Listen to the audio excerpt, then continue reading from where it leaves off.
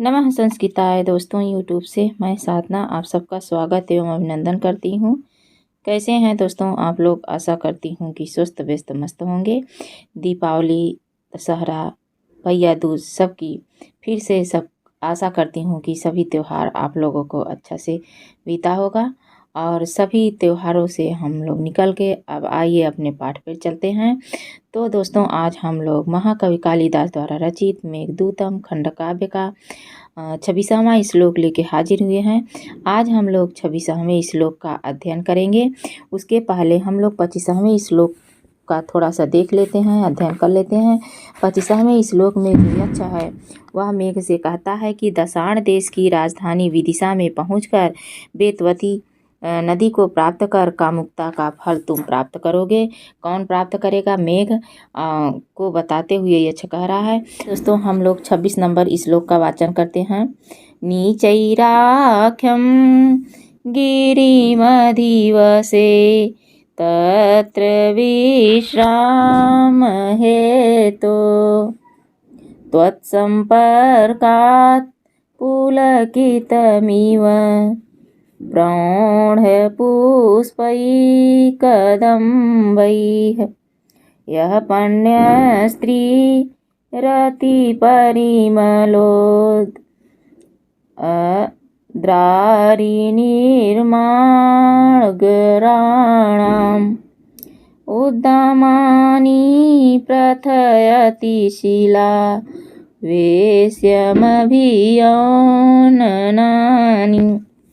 नीचैराख्यम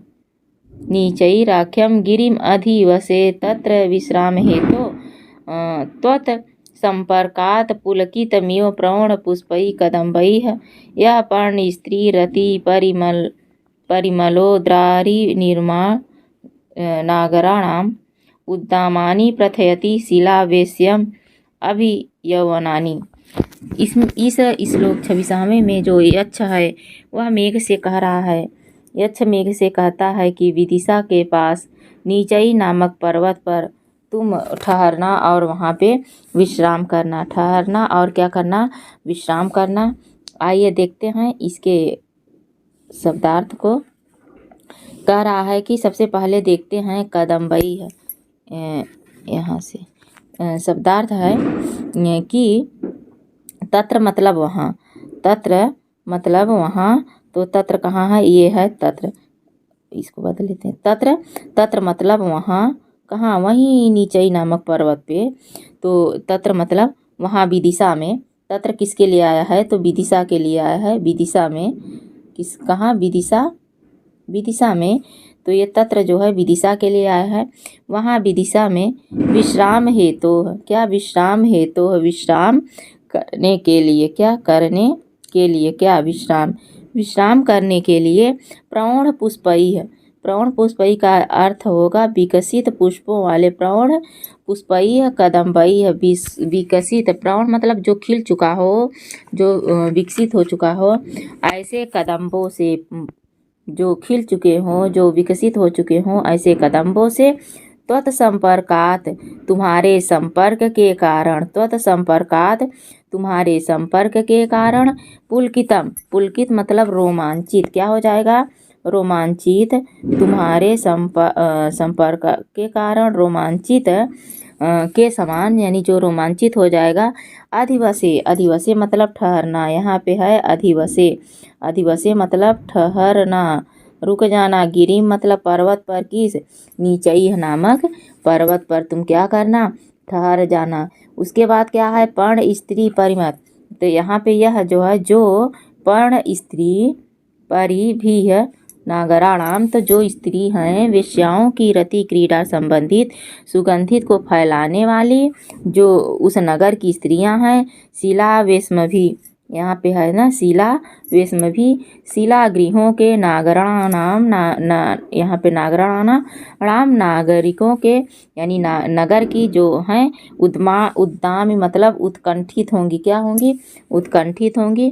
प्रथयति मतलब प्रकट करेंगी। क्या करेंगी? प्रथयति प्रकट करेंगी। उसके बाद आइए हम लोग अन्वय के आधार पर देख लेते हैं कि अन्वय के आधार पर इस शब्द का क्या अर्थ होगा। एक एक शब्द के अर्थ को समझते हैं, जानते हैं। तो ये देखिए, तत्र मतलब वहाँ, अभी बताई हूँ। तत्र मतलब वहाँ, कहाँ, विदिशा में।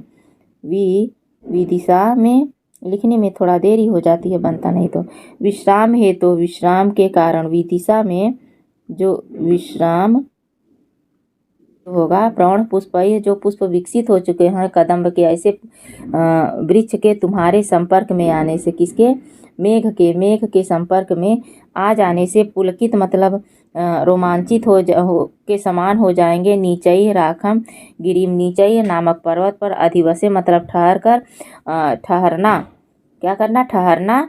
पण स्त्री, जो दूसरे की स्त्री, यानी दूसरी स्त्री का अर्थ है कि वेश्याओं की रति क्रीड़ा से संबंधित। यहाँ क्या होगा, वेश्याओं से रति क्रीड़ा से संबंधित जो स्त्रियां हैं वह क्या होंगी, उस नीचई नामक पर्वत के शिला को, यानी उसके जो बड़े बड़े चट्टान रहते हैं, शिला को क्या करेंगी, सुगंधित करके शिला ग्रहों को, नागरिकों के, उनको नागरिक उद्दामिन उद्योदित करो, यानी मतलब उनके जो यौन से उनका वो सुगंधित होगा शिलागृह।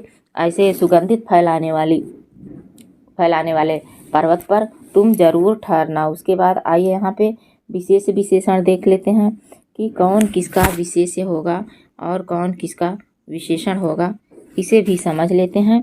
तो सबसे पहले हम लोग देखते हैं कि यहाँ पे विशेषण प्रौढ़ पुष्पीय हो जाएगा 1 नंबर का, 1 नंबर का हो जाएगा। 2 नंबर का हो जाएगा क्या होगा कि शिलाभि और शिलाभि, ये 2 नंबर का विशेषण हो जाएगा। और तीसरा हो जाएगा उद्दानानि यवनानि, ये तीसरा विशेषण हो जाएगा। ये क्रिया है और ये मेघ के लिए आया है तुम्हारे संपर्क में। तत्र विदिशा नगरी के लिए आया है विश्राम करने के लिए। नीचई नामक पर्वत पर ठहरने के लिए मेघ को यक्ष बता रहा है। उसके बाद आइए हम लोग भावार्थ को देखते हैं। भावार्थ में क्या कह रहा है, जो यक्ष है वह मेघ को क्या निर्देश दे रहा है। वह कह रहा है कि वहाँ कहाँ, वही विदिशा में, वहाँ कहाँ, विदिशा में विश्राम के लिए विकसित पुष्पों के कदम्बों से युक्त जो है मानो तुम्हारे संपर्क के कारण रोमांचित हुए नीचई नामक वाले पर्वत पर, यहाँ पे पर्वत हो जाएगा, पर्वत पर ठहरना, जो वेश्याओं की रति क्रीड़ा संबंधित सुगंध को फैलाने वाले शिला ग्रहों से नागरिकों के उत्कंठ यौवन को प्रकट करता है। ऐसे नीचई नामक जो है पर्वत पर तुम ठहरना और ठहर के तब जाना। क्यों ठहरना उसे आगे के श्लोक में बताएगा। उसके बाद आइए हम लोग टिप्पणियों को देखते हैं। ये है टिप्पणियाँ। तो सबसे पहले है नीचई राख है, नीचई राख्यम। तो नीचई है, राख्यम में कौन सा जो है समास है इसे देख लेते हैं। तो नीचई है राख्यम शब्द में है, नीचई है इति आख्या है यस्य तत्। तो यस्य तत् से इसमें बहुव्रीहि समास हो जाएगा। कौन, बहुव्रीहि समास हो जाएगा। यह बना कैसे है, आंग उपसर्ग से ख्या प्रत्यय से आंग प्रत्यय लगा के ख्या धातु है, तो आख्यम शब्द बना है। कौन सा बना है, आख्यम, यहाँ पे आख्यम शब्द बन गया है। अधिवस्य कैसे बना है, अधि उपसर्ग से वस धातु से विधिलिंग लकार मध्यम पुरुष एक वचन का रूप है। क्या, मध्यम पुरुष एक वचन का। विश्राम है, तो विश्रामस्य हेतु तस्य, विश्रामस्य हेतु है तस्य में कौन सा समास है, तो विश्रामस्य हेतु है तस्य में षष्ठी तत्पुरुष समास है। कौन सा, षष्ठी तत्पुरुष समास है इसमें। और वि उपसर्ग से श्रम धातु से घ प्रत्यय लगा के बना है विश्राम शब्द। उसके बाद आइए अगली टिप्पणी देखते हैं क्या है। यहाँ पे अगली जो टिप्पणी है वह है त्वत संपर्कात। त्वत संपर्कात तव संपर्कात, त्वत संपर्कात तव संपर्कात में कौन सा समास है, तो तत्संपर्कात तव संपर्कात में षष्ठी तत्पुरुष समास है। क्या है, षष्ठी तत्पुरुष, षष्ठी तत्पुरुष समास है। बना कैसे, संपर्कात सम उपसर्ग से पृच धातु से घ प्रत्यय से संपर्क शब्द बना है। पुलकित, पुलकित शब्द में कौन सा समास है, पुलकाह जाताह अस्य इति तद्धित, यह तद्धित शब्द है। और यह बना कैसे है, पुलक धातु से इतत प्रत्यय लगा के बन गया है। प्रौढ़ई है, प्रौढ़ैः शब्द कैसे में कौन सा समास है? प्रौढ़ानी पुष्पाणि येषां तैः। प्रौढ़ानी पुष्पाणि येषां तैः, इसमें बहुव्रीहि समास है। कौन सा बहुव्रीहि समास है?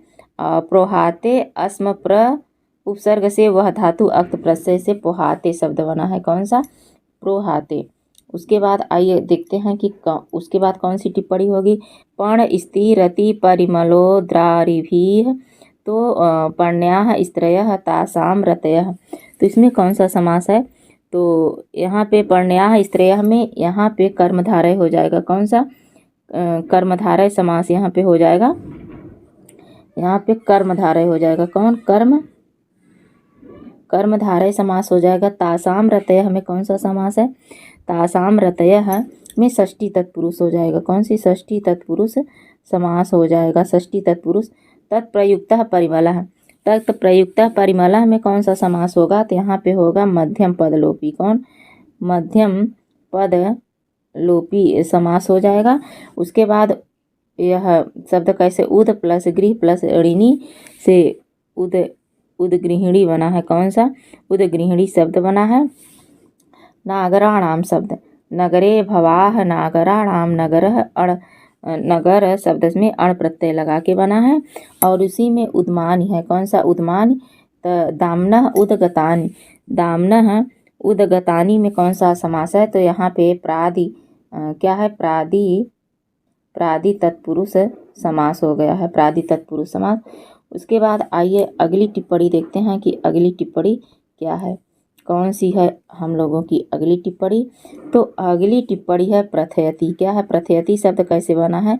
प्रथ धातु से ऋच प्रत्यय लट लकार प्रथम पुरुष एक वचन का रूप है। लट लकार प्रथम पुरुष एक वचन का है। शीलो वेश्याभि में कौन सा समास है?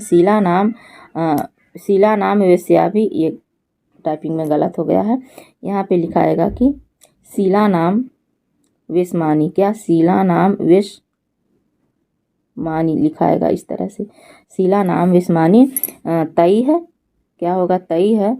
इसमें तृतीया तत्पुरुष समास है। कौन से? तृतीया तत्पुरुष समास है दोस्तों। यवनानी शब्द कैसे बना है? युवन धातु से अड़ प्रत्यय लगा के यौनम और तानी यौनानी बन गया है। तो ये रहा हम लोगों का आज का 26वां श्लोक। और इस 26वें श्लोक में अलंकार कौन है? तो यहाँ पे जो है उत्प्रेक्षा अलंकार है। कौन? उत्प्रेक्षा अलंकार है दोस्तों। तो ये रहा आज का 26वां श्लोक। आशा करती हूँ कि आप लोगों को समझ में आया होगा, अच्छा लगा होगा। अच्छा लगे तो लाइक शेयर कमेंट करें। और जो हमारे नए साथी हों उनसे रिक्वेस्ट है कि अभी तक चैनल को सब्सक्राइब न किए हो तो सब्सक्राइब करें और लाइक करें, शेयर करें, हमारा उत्साह बढ़ाएं, सहयोग करें। इन्हीं शब्दों के साथ आज का वीडियो यहीं समाप्त करते हैं। नमः संस्कृताय। धन्यवाद।